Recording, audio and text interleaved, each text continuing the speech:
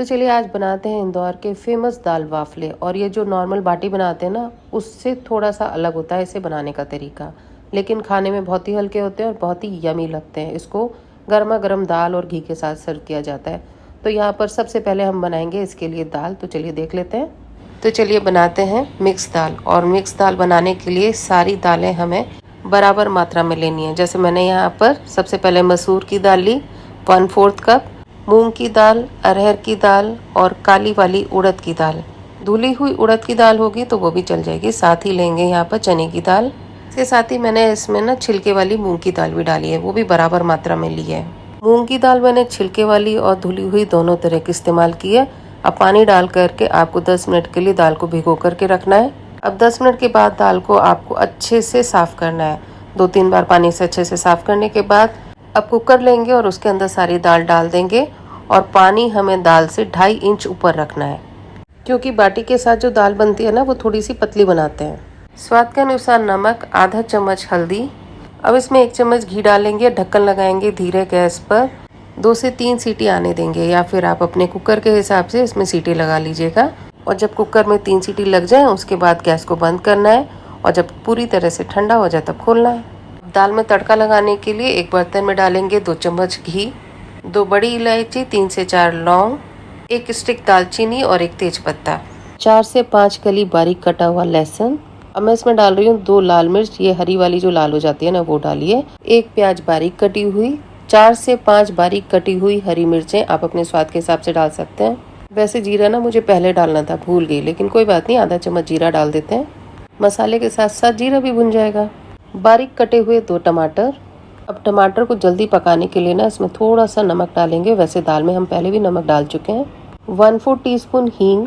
टमाटर, प्याज और लहसुन को अच्छे से भूनेंगे और जब तक ये भून रहा है तब तक दाल देख लेते हैं। दाल के अंदर ना हमने 1 चम्मच घी डाला था, उसकी वजह से दाल का पानी ऊपर नहीं आया और दाल बहुत अच्छे से गल चुकी है।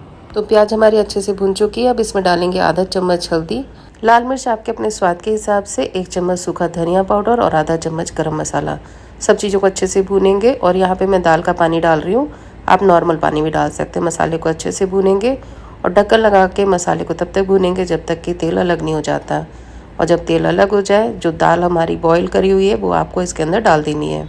दाल अगर गाढ़ी हो जाए और उसमें आपको पानी मिलाना है तो कभी भी ना नॉर्मल पानी नहीं डालना है, पानी को अच्छे से उबालना है, उसके बाद उसे दाल में ऐड करना है। दाल को डालने के बाद ढक्कन लगाएंगे धीरे गैस पर, 3 से 4 मिनट तक और पकाएंगे। और जब दाल बन जाए उसके बाद बारीक कटा हुआ हरा धनिया डालेंगे और इसके बाद इसमें हम ऊपर से एक तड़का और लगाएंगे। तड़के के लिए 1 चम्मच देसी घी, थोड़ा सा हींग, थोड़ा सा जीरा, 2 सूखी लाल मिर्च, हल्का सा जीरा गुलाबी हो जाए, आधा चम्मच कश्मीरी लाल मिर्च डाल करके बस इसे दाल में ऐड कर दीजिएगा। गैस को बंद करेंगे और दाल हमारी बन करके तैयार हो चुकी है। तो चलिए अब इसके लिए बना लेते हैं बाटी।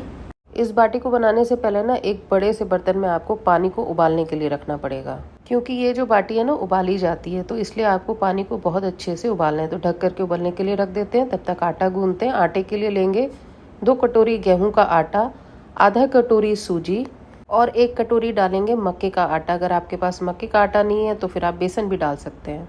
1/4 टीस्पून डालेंगे अजवाइन और 1/4 टीस्पून ही डालेंगे साबुत जीरा। 1 चम्मच दरदरी कुटी हुई सौंफ और 1 चम्मच दरदरा कुटा हुआ सूखा धनिया। नमक स्वाद अनुसार और 1 चुटकी के बराबर डालेंगे इसमें खाने वाला सोडा। अगर आपके पास इनो है तो वो भी डाल सकते हैं। और 2 चम्मच डालेंगे देसी घी। अब इन सारी चीज़ों को अच्छे से मिक्स करेंगे। अब इसमें बहुत थोड़ी सी हल्दी डालेंगे, फिर से मिक्स करेंगे और उसके बाद 1 चम्मच दही डाल करके आपको दही को आटे के साथ अच्छे से मिक्स करना है। अब नॉर्मल पानी डाल करके आपको, जैसे नॉर्मल रोटी का आटा आप गूंथते हैं ना घर में, वैसा ही गूंदना है। और जब गूंज जाए आटे को आधे घंटे के लिए आपको ढक करके रखना है। आधे घंटे के बाद दोबारा से आटे को वापस से अच्छे से गूंदना है। जितना अच्छा आटा आप गूंदेंगे उतना ही बढ़िया बाटी आपकी बन करके तैयार होगी। अब जब आटा अच्छे से गूंज जाएगा उसके बाद आपको बराबर लोइयाँ बनानी है।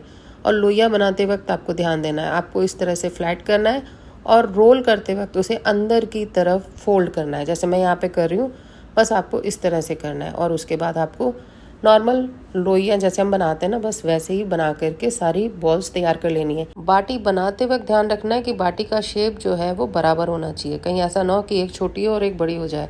तो जो छोटी होगी वो जल्दी उबल जाएगी, बड़ी को उबलने में टाइम लगेगा और वो कच्ची रह जाएगी। यहाँ पे मैं आपको दूसरा तरीका बता रही हूँ, आप इस तरह से भी बना सकते हैं। जो भी तरीका आपको आसान लगे बस उस तरीके से आप बना लीजिए।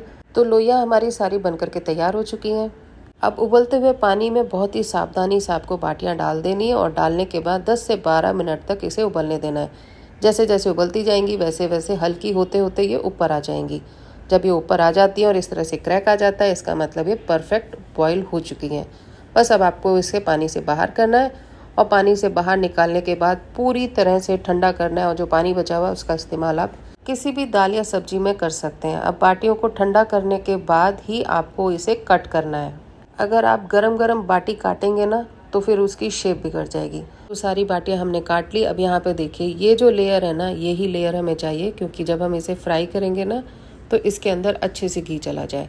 अब यहाँ पे मैंने घी ले रखा है। आप घी के अंदर बस बाटियों को डालिए और धीरे गैस पे धीरे धीरे इसे अच्छे से गोल्डन ब्राउन होने दीजिए। जब ये बढ़िया गोल्डन ब्राउन हो जाए उसके बाद आप निकाल के बाहर रख लीजिए और बाकी की बची हुई भी इसी तरह से फ्राई कर लीजिएगा। ऊपर से बढ़िया क्रिस्पी, अंदर से बढ़िया सॉफ्ट ये बनकर के तैयार होती हैं। वैसे कुछ लोग उबालने के बाद ना इसे कोयले और कंडे में सेकते हैं। अब शहरों में थोड़ी ना कोयला कंडा है, तो बस आपको उबालने के बाद इसे इस तरह से फ्राई कर लेना है और उसके बाद इसे तोड़कर हाथों से दाल डालिए, ऊपर से घी डालिए और हरी मिर्ची के साथ एंजॉय कीजिए। तो फिर बनाए खाएं, एंजॉय करें। मिलते हैं आपसे एक और नए वीडियो के साथ।